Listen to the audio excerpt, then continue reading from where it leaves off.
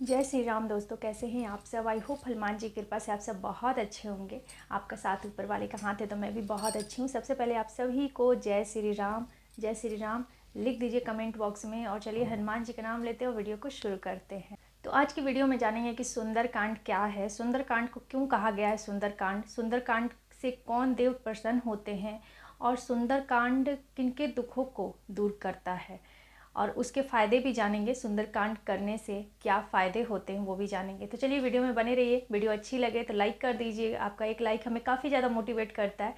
और वीडियो को ज़्यादा से ज़्यादा शेयर करें अपने फैमिली और फ्रेंड के साथ। पहली बार वीडियो देख रहे हैं, चैनल पर फर्स्ट टाइम आए हैं तो चैनल को सब्सक्राइब कर दीजिए। साथ ही दी हुई बेल आइकन को जरूर से प्रेस कर दीजिए ताकि जब भी मैं वीडियो अपलोड करूँ आप लोग को नोटिफिकेशन मिल जाए। तो चलिए वीडियो में आगे बढ़ते हैं और बताते हैं आपको कि सुंदरकांड होता क्या है। तो जैसा कि आप सभी जानते हैं कि कलयुग के देवता हैं बजरंग बली। जी हाँ, हमारे हनुमान जी हैं, कलयुग के जागृत देव कहे जाते हैं। और इनकी पूजा करने से ये बहुत ही जल्दी प्रसन्न हो जाते हैं, आपकी सभी इच्छाओं को पूरी करते हैं। और अगर हम सुंदरकांड का पाठ करते हैं तो ये सुंदरकांड के पाठ से बहुत अधिक और बहुत जल्दी प्रसन्न हो जाते हैं।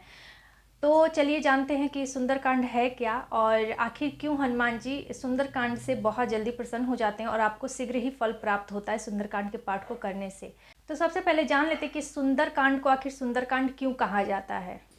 हनुमान जी गए थे सीता जी की खोज में लंका, और लंका त्रिकुटाचल पर्वत पर बसी हुई थी। त्रिकुटाचल पर्वत यानी कि 3 पर्वत से मिलकर बना हुआ था त्रिकुटाचल पर्वत। और पहला पर्वत था सुबैल पर्वत, और जहाँ के मैदान में युद्ध हुआ था। और दूसरा पर्वत था नील पर्वत, जहाँ पे राक्षसों के महल आदि बने हुए थे। तीसरे पर्वत का नाम था सुंदर पर्वत। इसी पर्वत पे अशोक वाटिका थी। और आप सभी जानते हैं, रामायण में भी इस चीज़ का वर्णन है कि जो सीता लंका में थी वो अशोक वाटिका में रुकी थी, मतलब अशोक वाटिका में रहती थी। तो ये अशोक वाटिका जो था वो सुंदर पर्वत पर था। और उसी में जब हनुमान जी गए और खोज करते हुए जब अशोक वाटिका तक पहुँचे, और वहाँ पर जो जो कांड हुआ था, इसीलिए इसका नाम पड़ा सुंदर कांड। जैसे कि आप लोग जानते हैं कि हनुमान जी और सीता जी की भेंट अशोक वाटिका में हुई थी। और सुंदरकांड की ये सबसे प्रमुख घटना है कि कैसे वो सीता जी से मिलते हैं, कैसे उनकी भेंट होती है, कैसे वो उनको विश्वास दिलाते हैं सीता जी को कि वो राम के द्वारा भेजे हुए दूत हैं। तो ये सारी जो घटनाएं थी वो घटी थी और ये मुख्य घटनाएं थी।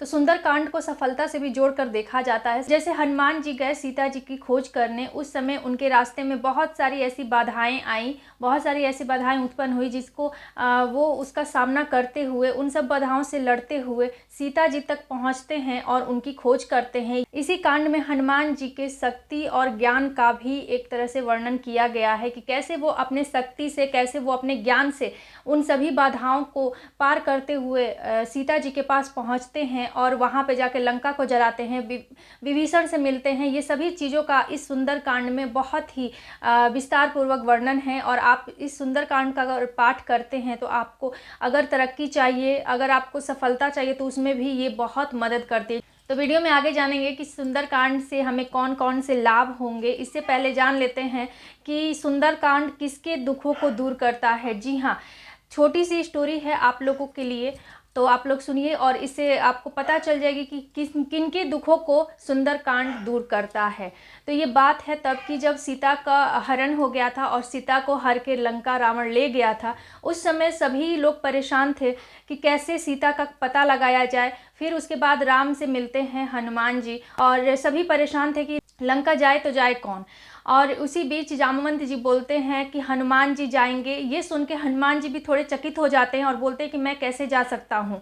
तो जब जामवंत ने उनको उनकी जो शक्ति थी उसके बारे में याद दिलाई, उनको बताया कि आप बचपन में कैसे मीठा फल समझ के आपने सूर्य भगवान को निगल लिया था। जी हाँ, इसका वर्णन है हनुमान चालीसा में, जुग सहस्त्र योजन पर भानु लिलियो ताहि मधुर फल जानो।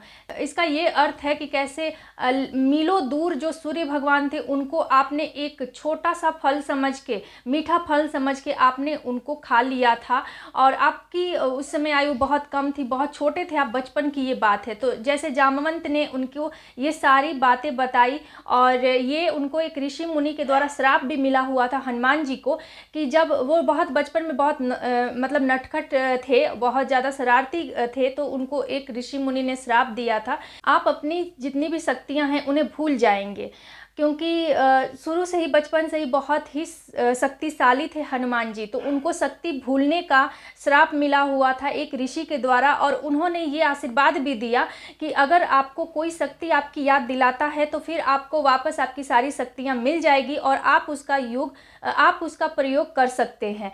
तो जब जामवंत जी ने इन सभी चीज़ों के बारे में हनुमान जी से कहा तो उनको पुनः अपनी सारी शक्तियाँ वापस मिल गई और उन्हें सब कुछ याद आ गया। और फिर उसके बाद वो चले गए सीता की खोज करने। तो सीता की खोज करने जब वो गए लंका, तो इसी बीच बहुत सारी बाधाएं उनके बीच में आई। बहुत लोगों ने रोका, जैसे राक्षस वगैरह ने बहुत सारे तकलीफ़ों को मतलब उन्होंने झेला और उसमें सफल रहे। कैसे उन्होंने सीता की खोज करने में सफल रहे, कैसे वो आके प्रभु श्री राम को वो सब कुछ बताते हैं कि सीता किस हालत में है, कहाँ है, ये सब कुछ वो बताते हैं।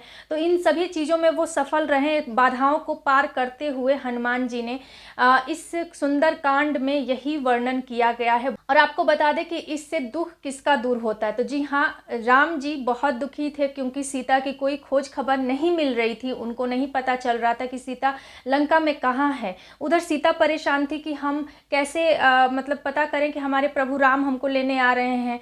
तो वो भी दुखी थी और ये भी दुखी थे। तो हनुमान जी ने ही इन दोनों लोगों के दुखों को दूर किया है। तो जो सुंदर कांड है, एक तरह से लिखा हुआ गोस्वामी तुलसीदास द्वारा रामचरितमानस का अध्याय है। और इसी सुंदर कांड में बहुत ही सुंदर तरीके से वर्णन किया गया है कैसे राम और सीता के दुखों को हनुमान जी दूर करते हैं। तो इन दोनों मतलब राम और सीता के दुखों को दूर करते हैं। इस सुंदर कांड में ये सब चीज़ें बहुत अच्छे से, बहुत विस्तार से वर्णन किया गया है।